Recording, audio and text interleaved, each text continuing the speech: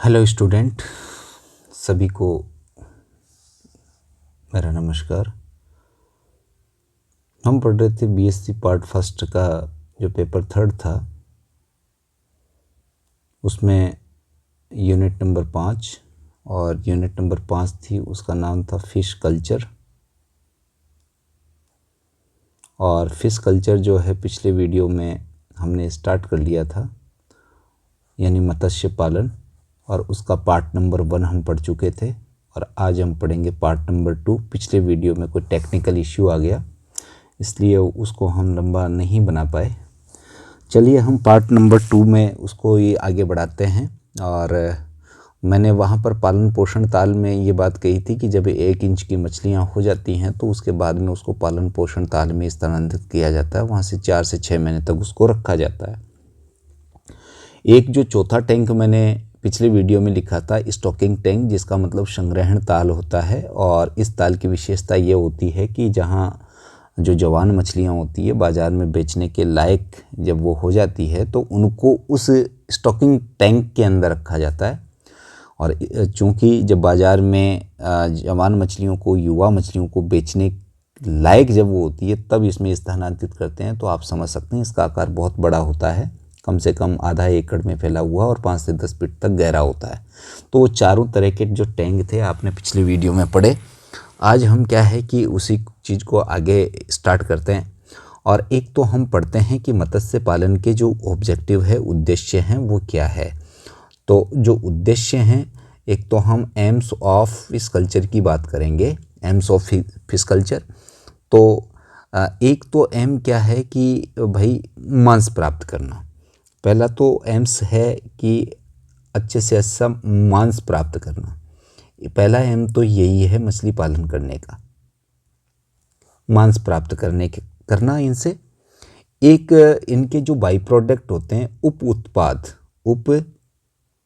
उत्पाद प्राप्त करना। जो बाई प्रोडक्ट होते हैं उत्पाद प्राप्त करना। अब बाई प्रोडक्ट जैसे मछलियों के लीवर के, कोड लिवर, तेल, ऑयल की बात करते हैं, जो उनकी स्किन है उसकी बात करते हैं, उसको यूज़ कर लिया जाता है।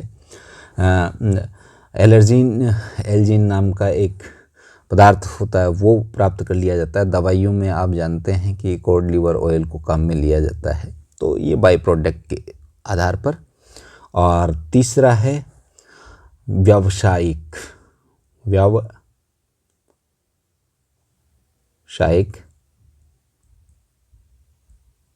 जो व्यावसायिक है उद्देश्य, उसको प्राप्त करना, जो कि एक तरह का आर्थिक लाभ के लिए इनका पालन किया जाता है, इसका मतलब ये है। तो ये इसके मुख्य उद्देश्य हो गए।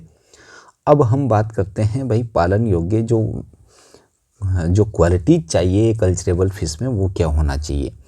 तो क्वालिटी की बात करें, यानी मछलियों के गुणों की बात करें, तो पालन योग्य जो मछली होती है, पालन योग्य जो मछलियां होती हैं,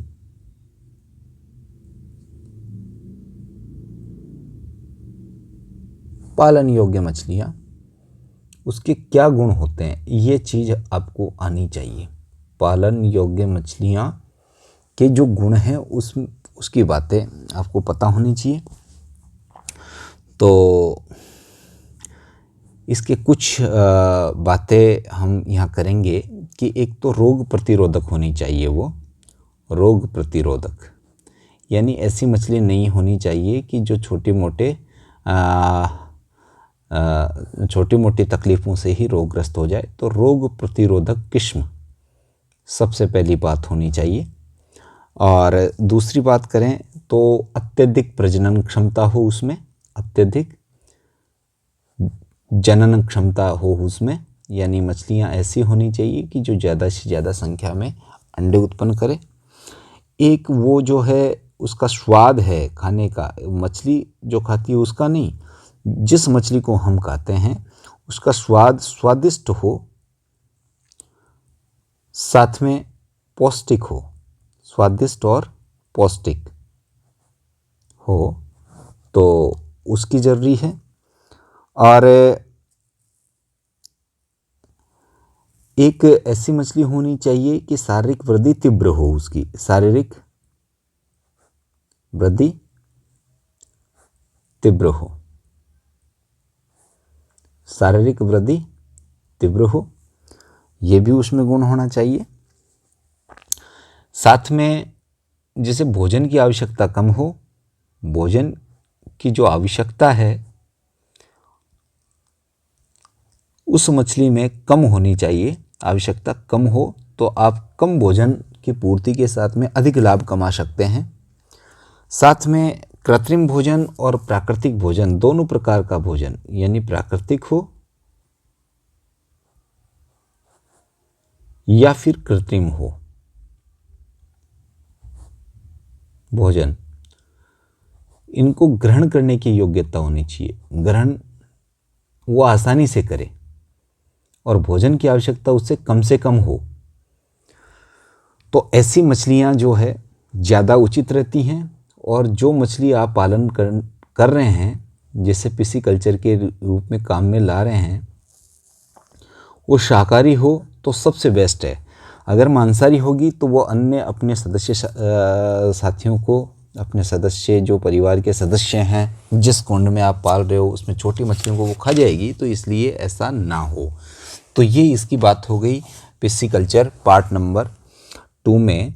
जो मछली पालन कर रहे हैं उनमें कौन कौन से गुण होने चाहिए, तो ये चीज़ें हुई इसकी। अब हम करते हैं टाइप्स ऑफ कल्टिवेटेड फिशेज, यानी संवर्धनशील मछलियों के प्रकार देखते हैं। संवर्धनशील मछलियों के प्रकार, तो जो संवर्धनशील मछलियाँ होती है उनके क्या प्रकार हैं? टाइप्स ऑफ कल्चरेबल या cultivable, cultivable fishes. Types of cultivable fishes जो हैं ये कितने प्रकार की होती है? तो ये होती है 3 प्रकार की।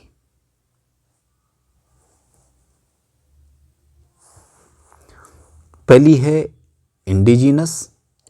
इंडिजिनस का मतलब होता है देशज।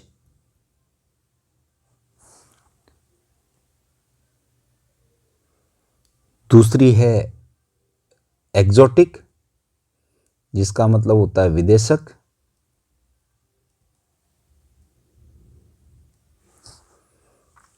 जिसे कि हम विदेशी मछलियां कह सकते हैं। और तीसरी on the basis of water के आधार पर लवणीय, जो कभी अलवणीय होती थी, यानी लवणीय मछलियां जो कभी अलवणीय जल के प्रति अनुकूलित हो गई थी, तो वो। तो 3 तरह की फिशेज जो है प्रकार हैं। देशज का मतलब होता है जो स्वच्छ जल में प्राकृतिक रूप से पाई जाने वाली मछलियाँ होती हैं, वो सब देशज होती है। इसका एग्जाम्पल है मेजर कार्प। देशज का मतलब क्या हो गया? देशज का मतलब हो गया कि प्राकृतिक रूप से जो अलवणीय जल में पाई जाती है वो सब देशज किस्म की है। और दूसरी तरफ अगर देखें विदेशी मछलियाँ, तो ये दूसरे देशों से लाई गई मछलियाँ हैं, जिन्हें कि हम मिरर कार्प क्या कहते हैं? Mirror carp. इसके अलावा चाइनीज कार्प,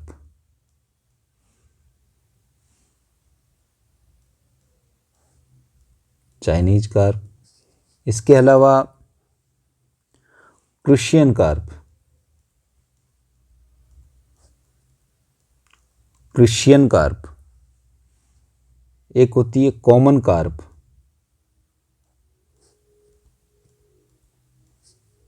तो ये इतनी सारी मछलियां हो गई। और एक यहाँ मैंने लवणीय फिश लिखी है जो कभी अलवणीय जल में रहा करती थी। तो ये जो हैं इसमें आप एग्जाम्पल लिख सकते हो चैनोस का। चैनोस फिश है उसका। इसके अलावा मुलेट्स का,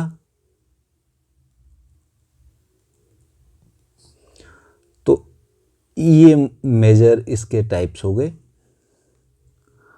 अगर बात करें इंडिया में, fish culture in India, fish culture in India, Bharat में मछली पालन की बात करें तो किसी भी जाति की मछली में पालन योग्य मछली के सभी आदर्श गुण हो पाना तो संभव नहीं है, परंतु फिर भी मछलियों की कुछ ऐसी जातियां हैं जो मछली पालन के लिए बहुत उपयुक्त हैं। और अगर बात करें भारत की तो इसमें एक बड़ा नाम आता है, वो है मेजर कार्प का। किसका नाम आता है भाई? Major carp. ये वो मछली है जो भारत में मुख्य रूप से मछली पालन में काम में लिया जाता है और एक तरह की आइडियल फिश है। और जो ये कार्प होती है उसमें बहुत सारे गुण होते हैं और उन्हीं गुणों की वजह से हम फिश कल्चर के रूप में इंडिया में इसको ही सबसे बड़ी तवज्जो देते हैं। क्यों देते हैं भाई? इसके पीछे रीजन देखिए। ये जो कार्प होती है ये जू एंड फाइटोप्लैंक्टन, जू एंड फाइटो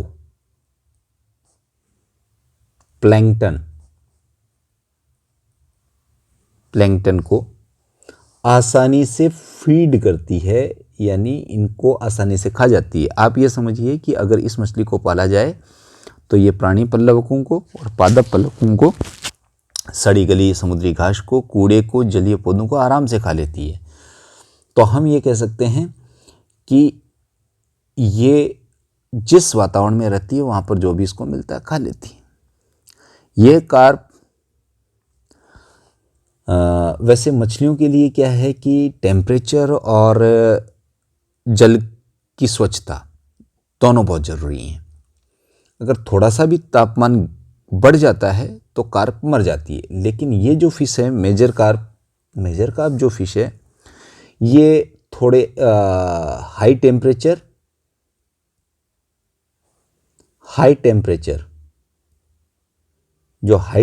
होता है उस पे भी और डर्टी वाटर में भी।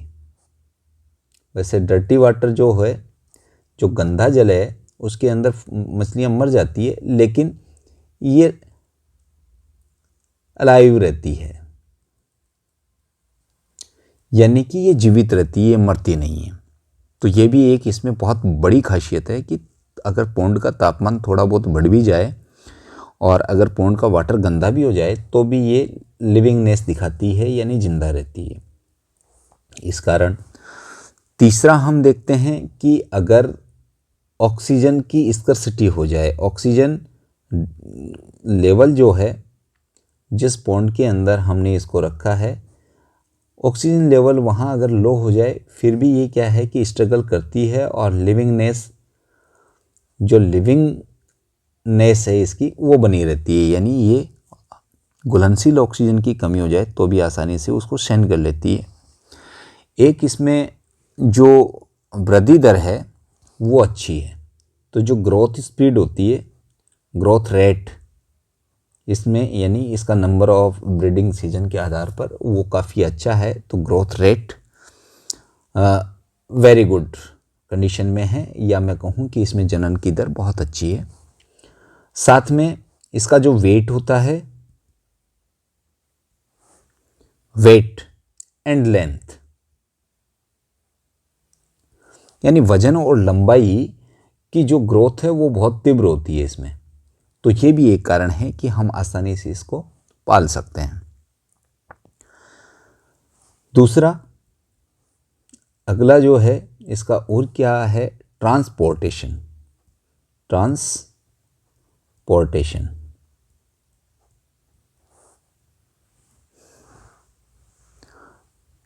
ट्रांसपोर्टेशन का मतलब क्या है? एक स्थान से दूसरे स्थान पर जिसका ट्रांसपोर्ट किसी वस्तु का लाना ले जाना क्या कहलाता है? परिवहन कहलाता है। तो इसका परिवहन बड़ा आसान है, तो ट्रांसपोर्टेशन में कोई दिक्कत नहीं होती, यानी परिवहन इसका आसान है। साथ में जो ये फिश है और इसका जो मीट होता है, इसका जो मीट है बड़ा ही स्वादिष्ट और पौष्टिक होता है। तो स्वाद से भरपूर है, टेस्टफुल है।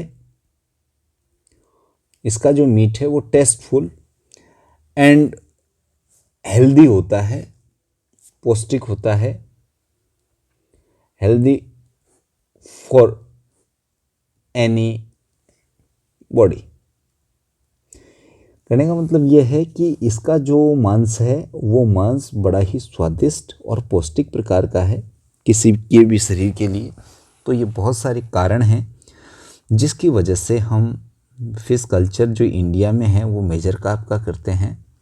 और वो कौन कौन सी फ़िश का कल्टीवेशन, फिश का जो बातें थी वो हमने देख ही ली है। अब हम अगले वीडियो में पार्ट नंबर इसका 3 पढ़ेंगे, जिसमें कोई नया टॉपिक अबाउट फिश कल्चर के बारे में स्टडी करेंगे।